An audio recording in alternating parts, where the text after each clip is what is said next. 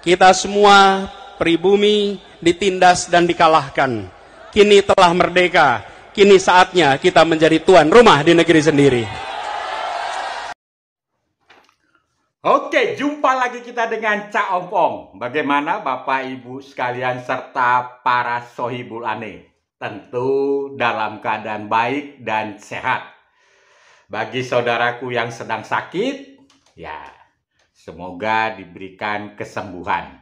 Oke, kita lanjut ya, masih seputar rame-rame mengenai ijazah palsu. Gara-gara seorang Bambang Tri ya, se-Indonesia heboh.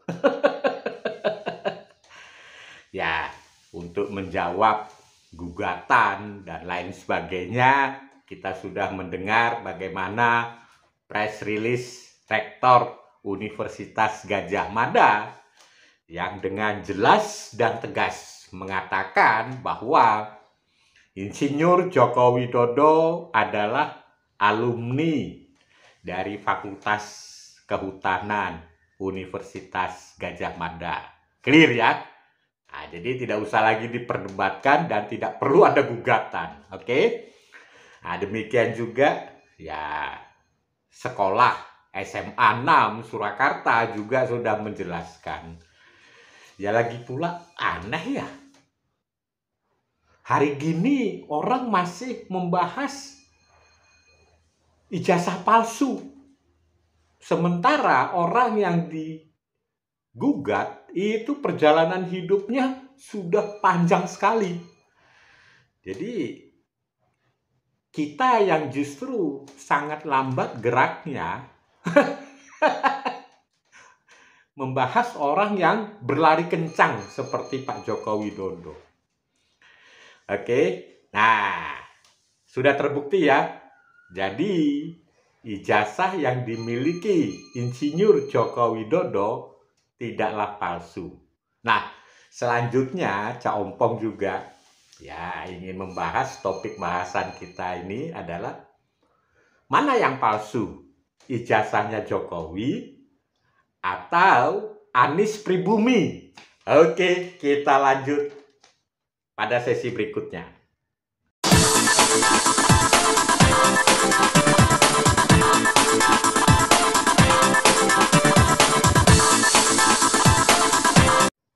Oke, kita lanjut. Setelah Pak Anies Baswedan dilantik sebagai gubernur terpilih ya DKI Jakarta pada tahun 2017, beliau melakukan press release ya.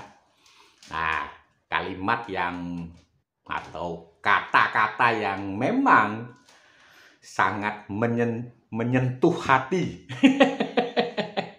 Ya, beliau mengatakan bahwa kita pribumi. Ya, saya ulangi lagi, kita pribumi. Yang menyebut kita pribumi adalah seorang Anies Baswedan.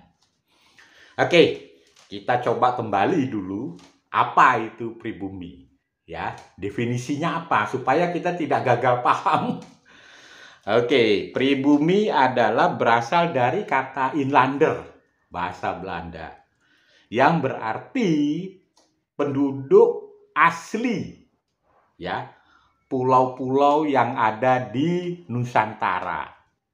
Saya ulangi sekali lagi, pribumi itu adalah istilah pada saat zaman kolonial Belanda, ya, dari kata inlander, yang berarti adalah penduduk asli pulau-pulau yang ada di Nusantara. Jadi kalau kayak Cak Ompong ini, nah ini penduduk asli pulau-pulau yang ada di Nusantara ya. Cak Ompong ini bernama Martin Siagian, tentu ini berasal dari daerah Batak, Pulau Sumatera, tepatnya Sumatera Utara. Ya, jadi saya bangga ya disebut dengan pribumi. Oke. Penggunaan ya pada saat itu manusia penduduk di Indonesia ini itu oleh Belanda itu dibagi menjadi 3 golongan. Ya, golongan pertama adalah golongan Eropa. Ya, kalau kita saat ini kita sebutnya itu bule lah. Yang rambutnya pirang, hidungnya mancung, matanya biru. Nah, itu golongan Eropa. Yang kedua adalah golongan timur asing. Ya. Nah, ini bisa Cina, Arab, India, Pakistan, dan lain sebagainya. Nah, yang terakhir ini adalah golongan pribumi. Ya tadi, golongan pribumi ini adalah penduduk asli yang tinggal di pulau-pulau Nusantara. Jadi pada saat itu memang ya penduduk di Indonesia itu ya dibagi menjadi 3. Ya tadi, artinya ada kasta-kastanya. Dan suku atau penduduk asli yang hidup di pulau-pulau Nusantara itu kasta terendah. Memang menyedihkan. Jadi pada saat itu ya kita pribumi itu benar-benar dijajah. Jadi bukan saja dijajah, diambil hasil kekayaannya, tapi dijajah secara mental. Bahwa kita itu memang di nomor 3 kan, bukan nomor 2 lagi, nomor 3. Nah, sehingga kita ya diri kita sendiri menyebut kita itu hamba. Jadi memang pada saat itu memang miris rasanya. Ya, Cak Ompong belum hidup di zaman itu. Ya. Nah, lama-kelamaan ya para pribumi ini ya mungkin sudah tidak tahan ya bagaimana dijajah secara mental, dijajah secara kekayaan, kerja paksa, dan lain sebagainya. Pada tahun 1945,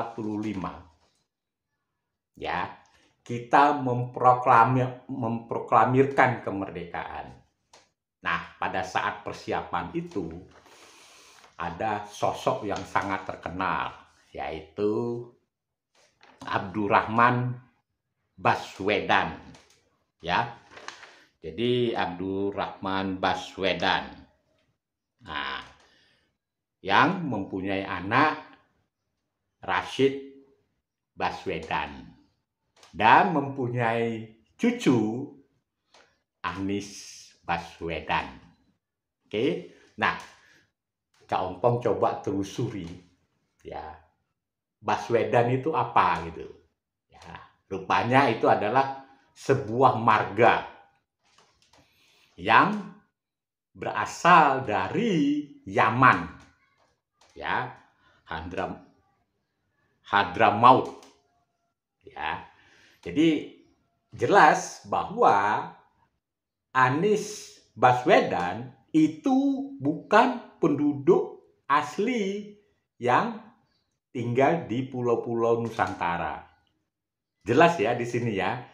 Artinya apa? Artinya seorang Anies Baswedan tidak boleh dia mengatakan kita pribumi. Kalau lihat definisi tadi, ya, kalau kita lihat memang kita coba dengar baik, ya, pada saat beliau press release itu sebetulnya ingin mengangkat ya emosional pendengarnya bahwa kita pribumi yang dijajah oleh kolonial yang di Jakarta terlihat dekat sekali. Nah, nanti Cak Ompong bahas siapa sebetulnya kolonial zaman sekarang ini. Ya, tapi kita coba kembali lagi kepada bahwa Anies Baswedan itu bukan pribumi. Ya, dan jangan mengaku-ngaku juga pribumi. Beliau adalah warga negara Indonesia.